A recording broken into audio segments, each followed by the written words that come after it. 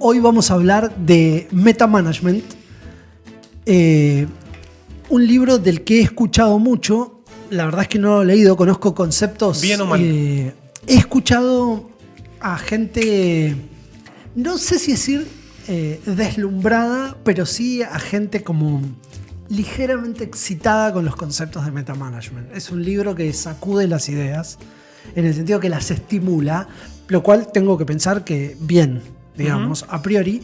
Y siempre me llamó la atención, aunque no lo podía terminar de traer al consciente, pero era una idea que me daba vueltas. ¿Por qué metamanagement? Porque no deja de ser un término nuevo. Y digo, bueno, como claro, una oportunidad inmejorable para preguntarte, mi queridísimo Luis Simoni, ¿por qué metamanagement? Él un poco lo explica acá en la solapa. Él es Fred Kaufman. Fred Kaufman, que viene del mundo de la economía matemática y conoce de alguna manera el mundo de las organizaciones y de las herramientas del management. Dice, ¿por qué vamos a ir más allá? La expresión griega es más allá de, ¿no? Más allá de la física. Hay una anécdota que supongo que es cierta, pero si no fuera cierta, como decía Borges, por lo bella merecería ser cierta. Está bien, está muy bien.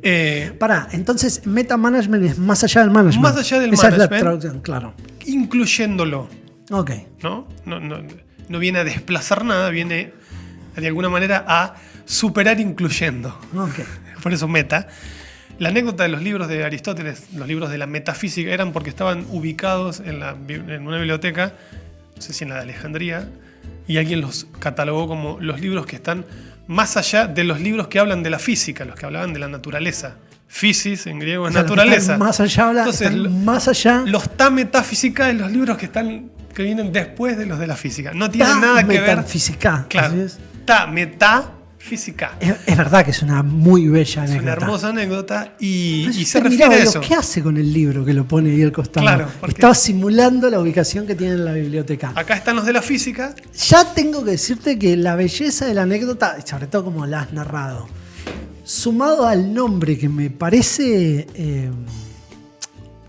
como mínimo original, sí, y atractivo, porque podría ser original y repulsivo en el sentido de expulsar, ¿no? Es como ampuloso también, ¿no? Como metamanagement. Es ampuloso, pero en ese límite preciso de lo tolerable, digamos. Es verdad que tiene algo ampuloso, pero te digo que si lo tengo que poner en una balanza entre lo ampuloso y lo atractivo, internamente tengo más ganas de leerlo que de no leerlo por ampuloso. Claro. Bueno, porque es como que el meta te mira un poquito. Te mira así. Un poco, es verdad. Te está calibrando. Claro.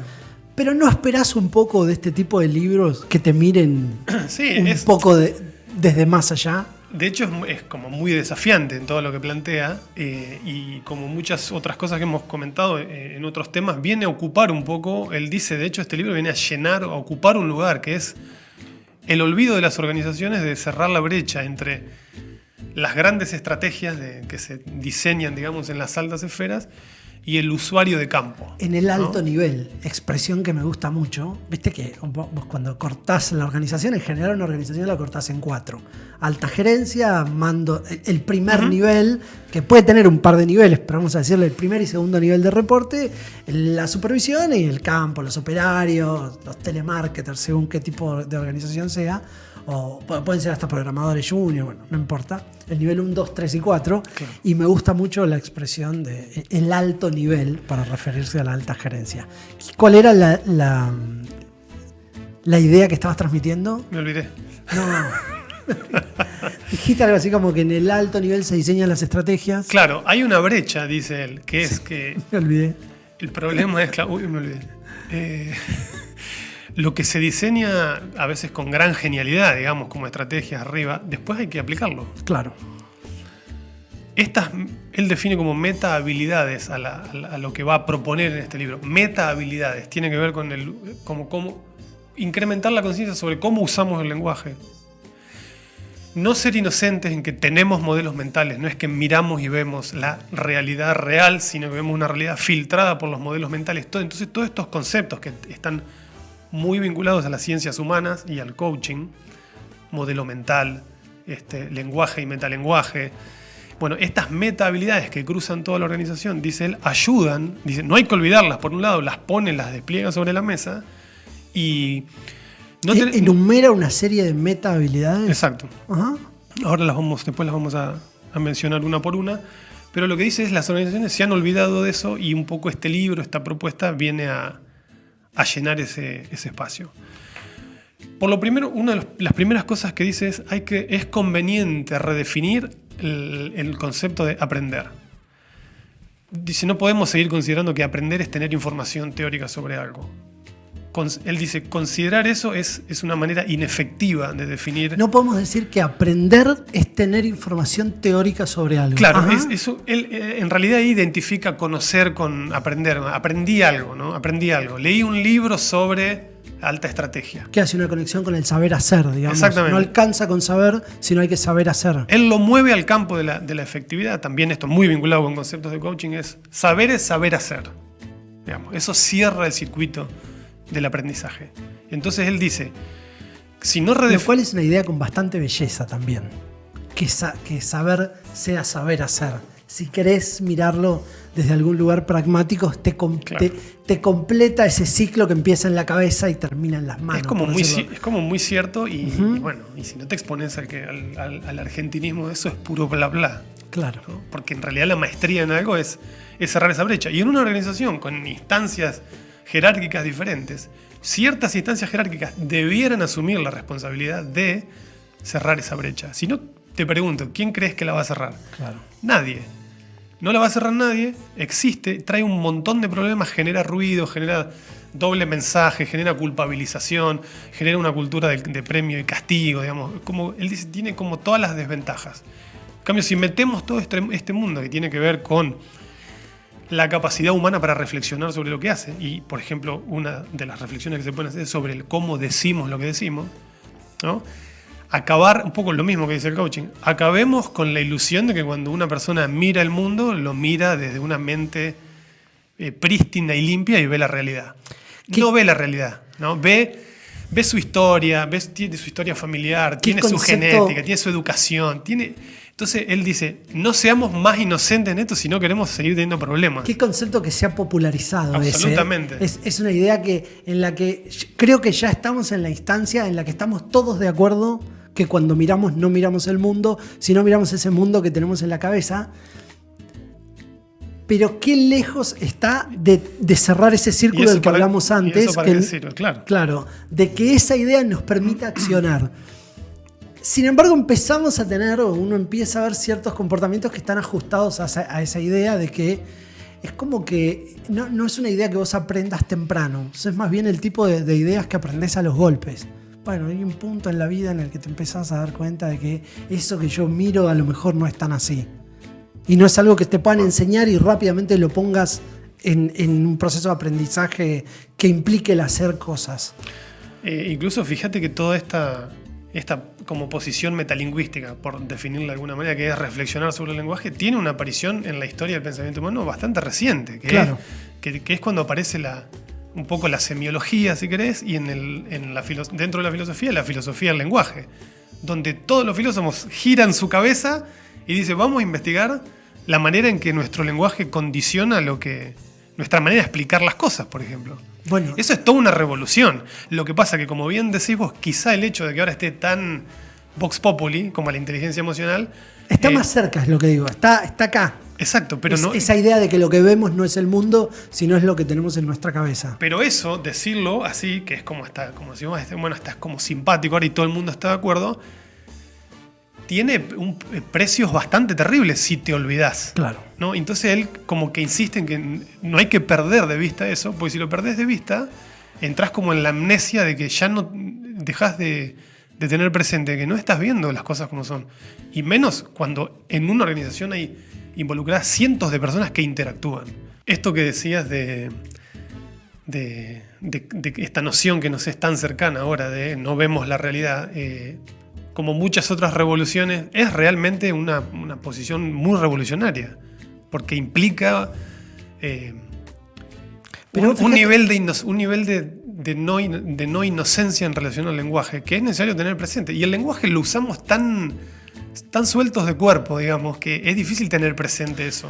Pero fíjate que esa idea está en un punto incómodo para el aprendizaje, porque podría entenderse como una idea remanida, es decir, ya sabemos que no vemos la realidad, sino vemos lo que tenemos en el cerebro, pero a la vez todavía no maduró lo suficiente para que hagamos un uso efectivo, para que eso se transforme en una herramienta conceptual. Incluso para quienes trabajamos con eso en el día a día, es una idea de la que fácilmente entras y salís. Te olvidás rápidamente de que el mundo que ves es el mundo que tenés en tu cabeza y no el mundo real, por decirlo de alguna forma. No hace tanto también que se estudian las cuestiones vinculadas al lenguaje, ¿no? Claro. Yo creo que fue muy revolucionario el tema, y incluso cuando uno experimenta con, de alguna manera, elevar el nivel de conciencia del uso del lenguaje, que se puede hacer. Por ejemplo, hemos trabajado con el tema de, por ejemplo, tener conciencia de pedirle algo a alguien, ¿no? En la filosofía del lenguaje hay un libro muy famoso que es Cómo hacer cosas con palabras, donde dice que, mirá, hay cosas que tenés que hacerlas en el lenguaje de determinada manera para incrementar las posibilidades de que el otro entienda, por ejemplo, que le estás pidiendo algo. Y uno dice, sí, pedir. ¿Quién no sabe pedir? Sin embargo, en ciertos contextos, ni hablemos en contextos de presión organizacional, a veces no queremos pedir, no te animás a pedir o pedís en forma elíptica, y los resultados son a veces un desastre. Claro. No, porque el otro no se enteró que le estabas pidiendo. Bueno, eso es una herramienta conversacional específica que te da como mucha más conciencia de que, mira, si querés pedir y que el otro se entere que le estás pidiendo algo, y cómo estás definiendo o cómo estás acordando con el otro, cómo se va a satisfacer ese pedido, te deseo suerte. El gran filósofo irlandés Ray Dalton una vez sintetizó, me acuerdo que me sintetizó, me decía, bueno, ¿y qué es la comunicación? Y la comunicación se limita a hablar y escuchar. Yo decía, claro, qué nivel de síntesis total. En última instancia, la comunicación la resolvemos a hablar y escuchar. Entonces, lo que tenés que saber es cómo pedir algo, cómo hacer que el otro entienda lo que vos estás diciendo, y después, qué esfuerzo haces para... Viste que hay como culturas orientadas a quien habla y culturas orientadas a quien escucha. Que significa que la responsabilidad por lo que se dice recae, porque se entienda lo que se está hablando, recae en quien escucha o recae en quien habla. Pero bueno, nos fuimos un poco por las ramas. Pero es maravilloso, pero el tema es infinito, pero la escucha, no me acuerdo dónde leí eso el otro día, que la escucha, el acto de escuchar reformula, el solo acto de escuchar le da otras posibilidades al hablante. Con lo cual, una buena escucha no solo es un proceso de un solo lado, sino que retroalimenta constantemente la conversación. Bueno, y la conversación puede tomar rumbos distintos en base solo a la escucha.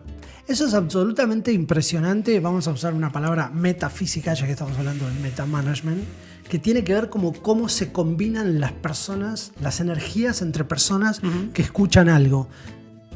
Yo siempre pongo el ejemplo de que escuchar algo, ver o escuchar una conferencia, lo que sea, con alguien con quien vos compartís una serie de significados, disparan en tu mente, sin tener ningún proceso de interacción en ese momento nuevo, disparan en tu mente ideas nuevas que si eso lo escuchás solo. Con lo cual, esto de que la escucha es acción es absolutamente concreto, de que escuchar es una acción, aunque tenga las formas de lo pasivo. De la no acción. Claro, el problema con la escucha es que tiene las formas de lo que entendemos como la no acción o como lo pasivo.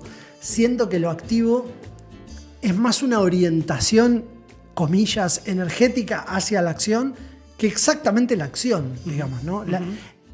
Lo activo también es actitudinal, por eso viene de... Es básicamente actitudinal. Y de ahí la escucha activa, ¿no? También. Bueno, pero realmente hay mucho, hay mucho en relación al tema, pero él cuenta una anécdota. Él dice que está hablando con una vicepresidenta de una compañía y le dice, Freddy le dice, entiendo que ustedes quieren aprender a mejorar la cadena de suministro. De suministro todo junto, ¿no? Sí. Con los Lelutier. Me gusta que le decís de suministro. Freddy. Freddy. Está casi con nosotros acá conversando. Claro. Cualquier cosa puede intervenir. No, le dice la vicepresidenta. Nosotros sabemos lo que hay que hacer. Simplemente que los operarios no entienden las instrucciones. Está bien, entonces entiendo bien. No han aprendido a mejorar la cadena de suministro, le dice casi provocadoramente Freddy. Claro. Y ella, ya visiblemente molesta, le dice: no me está escuchando lo que le estoy diciendo. Sabemos exactamente los pasos que hay que hacer, tenemos los procesos diseñados. El problema lo tienen los operarios y por eso lo vamos a contratar a usted para que los entrene. Una mirada totalmente culpabilizadora del liderazgo. Exactamente. Se queda fuera de la responsabilidad y Freddy dice: mi definición de aprendizaje, que él dice saber hacer efectivamente algo, no es meramente una diferencia semántica con la vicepresidenta que decía: no, nosotros ya aprendimos a mejorar la cadena de suministros. Freddy decía: no aprendieron, porque el proceso no está cerrado, ¿no? Y él dice: no es una diferencia además, el proceso meramente... no puede dejar afuera a las personas. Pero olvídate. Claro. No está cerrado. Dice: no es meramente semántico. Dice: eso redefine la responsabilidad, por ejemplo, de esa vicepresidenta. Claro. Porque dice, si los managers tienen que asumir la responsabilidad de que parte de su métier tiene que ver con cerrar esas brechas, ¿no? Que el sistema funcione. O por lo menos ocuparse de educar al usuario, que va a ser quien pone en práctica las estrategias diseñadas, para que las pueda poner en práctica y entrar en un proceso de... Bueno, y la mirada sobre el sistema y no sobre la persona. En términos de seguridad de procesos, es como... Es una de las grandes luchas, son de esas luchas que quedan, que ya parecen remanidas porque hace tanto tiempo que estamos hablando de lo mismo, que es la mirada culpabilizadora, es la mirada sobre la persona. Si el accidente ocurre porque, vamos a decir, porque fulano de tal dejó o ejecutó tal acción y eso provocó el accidente, estás dejando de lado un sistema que es, en definitiva, el responsable de permitir o tolerar ese tipo de comportamientos. Pero bueno, es como... Y el manager se queda en la posición cómoda de, bueno, yo sé, los que no saben son ellos. ¿Y el libro qué te trae? ¿Herramientas para qué, concretamente? El meta management como sistema. Bueno, menciona... trae meta herramientas. Sí, pero acordate que estamos hablando, una aclaración que creo que no hice todavía, este es el tomo 1. Son 3 tomos, son más o menos 1000 páginas en total. Este tomo se llama Principios. Entonces, este tomo habla de... como una especie de paraguas conceptual de 6 o 7 cosas, 6 o 7 miradas actitudinales que son estas meta habilidades que tienen que ver con el nuevo desarrollo del management. No son herramientas todavía. 360 páginas. Ok, todavía está conceptualizando. Exacto. Entonces, redefinir el concepto de aprendizaje. Si no lo redefinimos, caes muy fácil en la reactividad. Vos hoy mencionaste en algún momento esto de ser reactivo. ¿Y por qué te volvés reactivo cuando no aceptás que forma parte de tu responsabilidad cerrar la brecha? Y porque le podés culpabilizar afuera, ¿no? Mira, yo no... hay una frase grandiosa que tiene él que es: si sos inocente, el precio de su inocencia es su incompetencia. Si vos sos el precio de su inocencia, hablando de algún manager que se sentía inocente del problema, decía: yo no tengo nada que ver. Inocente en términos de no culpable. Yo no tengo responsabilidad en esto, claro. El precio de su inocencia es su incompetencia. No puedo hacer nada. Claro. Entonces es como un círculo de inefectividad total. Como no tengo nada que ver, bueno, no sé, fíjense quién va a arreglar el problema. Parecido a lo que hablábamos de los problemas de comunicación. Cuando alguien no sabe bien qué está pasando, es un problema de comunicación y va como una especie de papelera de reciclaje que vaya a saber uno qué pasa con eso, ¿no?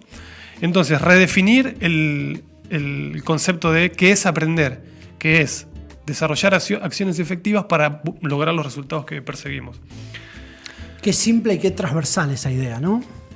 La idea del aprendizaje adentro de una organización. Y cuesta mucho, además, Martín, agarrarla. Y una vez que no tenés la habilidad, desplegarla, la cantidad de energía que tenés que movilizar para que una organización aprenda. Por eso es más fácil comprar la habilidad afuera, siempre. Por eso, hay una frase muy buena de un libro de liderazgo que está en inglés y ahora no la recuerdo literalmente. Parezco mi abuela Rita, que empezaba a contar las anécdotas y no se acordaba al final. Pero básicamente es: si no cambia la cultura, cambia los líderes. En inglés se decía que prometo traerla en algún momento. En inglés tiene como un más abruption la frase, pero es básicamente: si el management no cambia la cultura, cambiala. Y muchas veces el management no tiene la competencia, no tiene la habilidad, no tiene y y que alguien desarrolle una competencia organizacionalmente, es muy lento, es muy difícil. Por eso como que la organización tiene que aprender en su conjunto y muchas veces es comprando el conocimiento. Ese Me parece talento. muy desafiante el tema del aprendizaje. Y a la vez, ¿cuánto podés cambiar de una organización que no tiene determinadas habilidades, ¿no?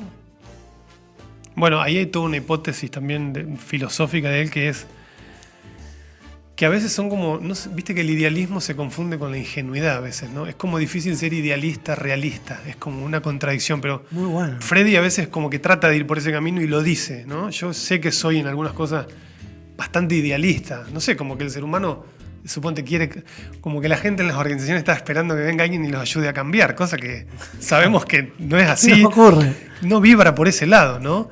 Como que en general hay como una gran resistencia al cambio. Él dice, bueno, Además hay muchos estudios que dicen que lo más probable es que es cuando se inicia un proceso de cambio cultural, creo que en un número, no sé si no es de marzo, el último marzo prepandemia de Harvard Business Review, donde hay un informe sobre, no sé, es como el 95% de los procesos de cambio cultural fracasan. claro, O sea, es como la tasa de fracaso de los procesos de cambio cultural es muy alto. Y en parte es muy alta porque no solo porque falla la ejecución, sino porque no hay estrategias realistas. claro. Se hace el diagnóstico, en general los diagnósticos suelen ser buenos, pero no hay una lectura realista sobre ese diagnóstico. Y entonces, bueno, después la ejecución... Bueno, además, Es pobre. además todo sucede en una contextualización organizacional. Estas herramientas, digamos, pueden ser muy buenas, pero después tenés todo el día a día, las presiones, lo que ya está enraizado en la organización en términos de conflictos interáreas, miedos de la gente. Hay un montón de cosas, pero este tipo de enfoque es lo que dice, todo eso lo tenés que gestionar. Porque ¿hasta cuándo puedes cambiar a tu persona? ¿Qué te vas a pasar cambiando a la Exacto. gente? Entonces, por lo menos, primero intentá, digamos, yendo por este lado, sacar lo mejor de la gente, que obviamente si alguien sigue sin responder, digamos, la organización verá si toma la decisión de deshacerse de la persona. Pero ¿El proceso del meta management es parecido al proceso de coaching o usa herramientas de aprendizaje que son cuáles? Estoy tratando de... Yo creo que es un proceso muy parecido en términos de aplicado a una organización como un ser. Viste que también hay como toda una mirada de que Total. una organización es como un gran individuo y tiene su propio inconsciente, sus conversaciones contradictorias y qué sé yo.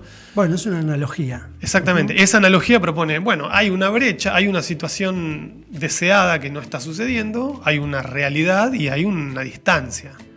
Esa distancia tiene que ser cubierta con un sinfín de cosas, conversaciones, procesos, Y ahí estrategias, entran etc. las meta herramientas. Exactamente. Ajá. Otra de las como ideas revolucionarias que ya también nos son familiares, pero que olvidamos con mucha frecuencia según él y trae tantísimos problemas, es percibimos a través de modelos mentales, ¿no? Dicen todos, claro, los modelos mentales. Ay, exactamente, iba a decir Pero- eso. Me encanta cómo suena la palabra modelo mental y me da una fiaca ponerme a pensar Bueno. en modelos mentales.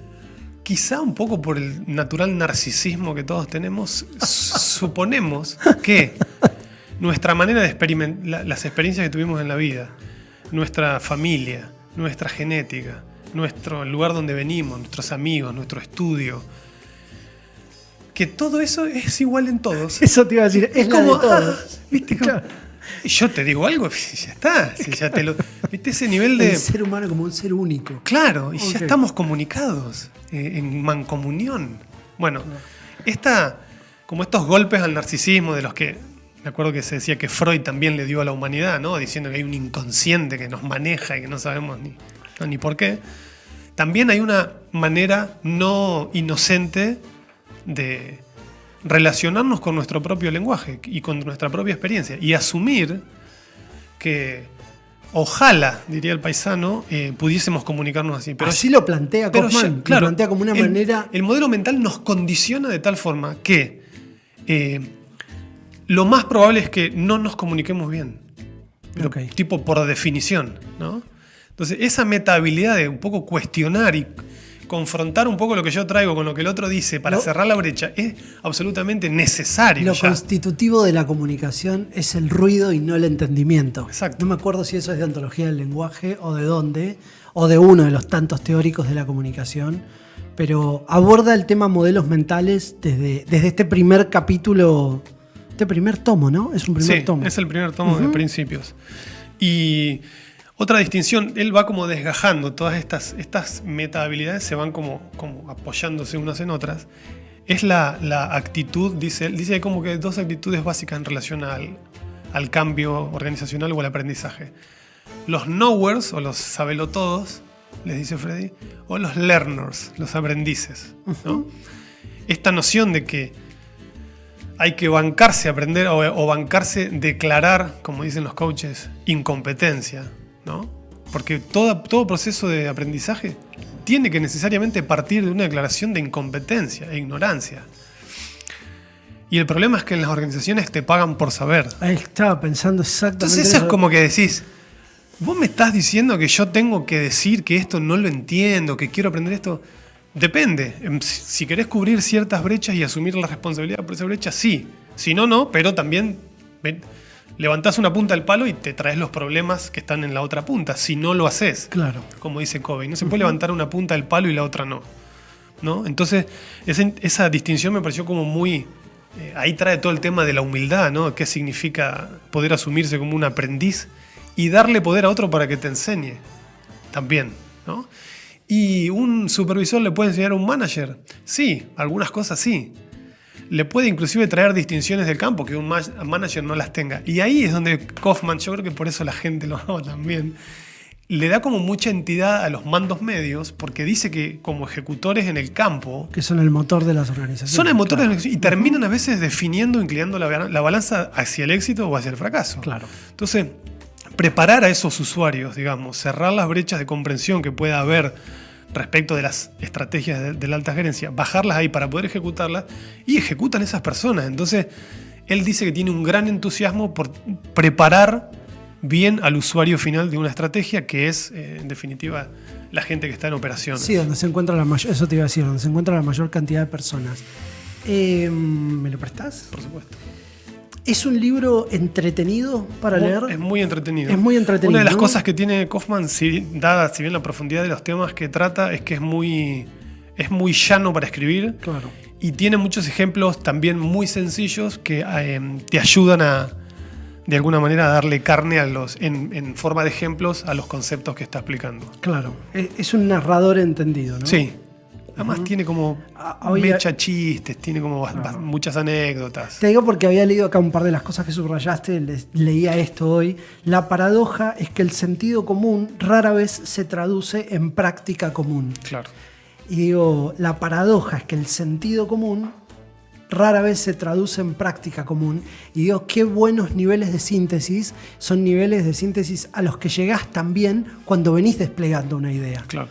Me dio la sensación, por dos párrafos que leí, que era un libro entretenido, pero bueno, quería chequearlo. Un comentario más. Sí, sobre el cierre del libro, habla de las rutinas defensivas organizacionales. Él dice que hay como una... no lo dice él, en realidad lo toma de otros autores. Habla de esquizofrenia organizacional. ¿Es un libro que le habla al individuo o a la organización? Y yo a los dos. A los dos. Qué difícil, ¿no? Sí, muy, pero hace como todo el tiempo ese ida y vuelta. Y eso también lo torna como muy interesante, ¿no? Porque ya te digo, él no viene, estas ideas no vienen a reemplazar nada del management, sino que lo vienen como un poco a completar. Parecido a lo que dijimos en relación a la inteligencia emocional. ¿Qué pasa? ¿Cuál es el problema de la esquizofrenia organizacional? Es, de alguna manera, la brecha que se genera entre lo que la organización dice que le interesa hacer o lo que dice que es importante y lo que hace. Efectivamente. Lo que la gente ve que sus líderes hacen. Si ahí hay una brecha, esa brecha suele ser algo medio inconversable, ¿no? Entonces, él dice que para superar eso hay que conversar sobre esas cosas. Y ahí es un tema como delicado porque te puedes meter en problemas. Y hay que conversar en el marco de proyectos estructurados. Correcto. Para darle entidad a esas conversaciones. No en el pasillo, exactamente. O sea, si eso no tiene forma de proyecto, el cambio no ocurre. así todo cuando tiene forma de proyecto, porque viste lo que tiene la gestión de la cultura o del cambio organizacional, nos encanta a todos, todos estamos de acuerdo hasta que el cambio se produce donde estoy yo. Exacto. Y ahí no estoy tan seguro si me interesa que se produzca un cambio, porque bueno, básicamente todos somos bichos que generamos mucha resistencia a casi cualquier tipo de cambio que no sea absolutamente claro, beneficioso y sin dolor. Claro.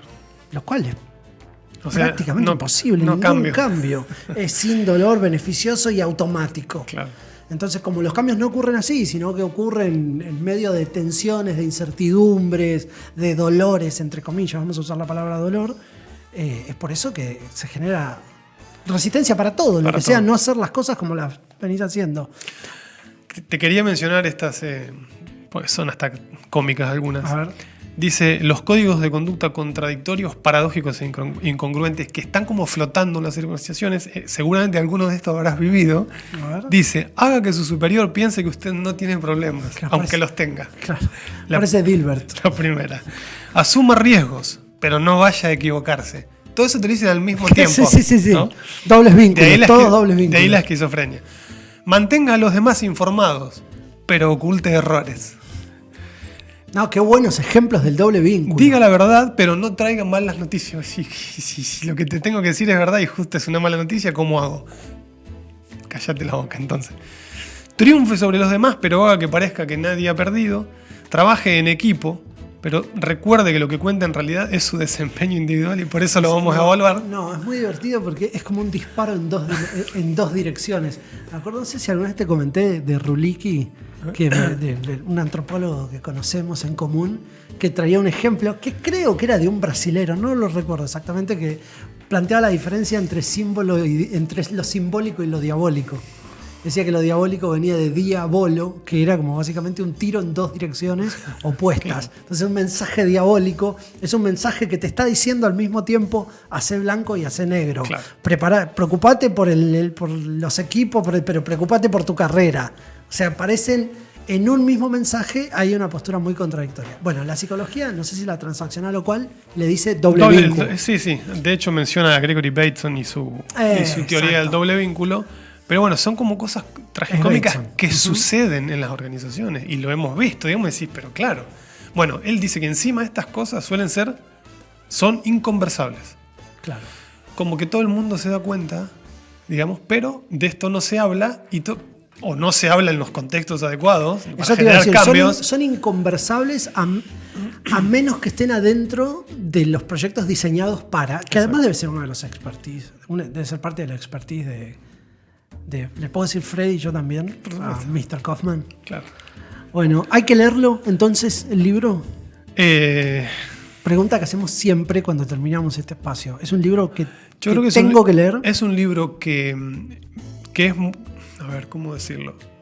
Es muy herramental, sobre todo el tomo 2 que se llama Aplicaciones, y como que muestra caminos muy claros desde el punto de vista de la conversación con otros para ordenar y cerrar brechas, y como que estructura muy bien te enseña a estructurar conversaciones efectivas, con muchos casos y con muchos ejemplos. Eso para mí tiene un nivel de utilidad altísimo, así que yo recomendaría la lectura Has respondido la Freddy pregunta con una claridad meridiana. Muchas gracias. Por lo menos el tomo 2.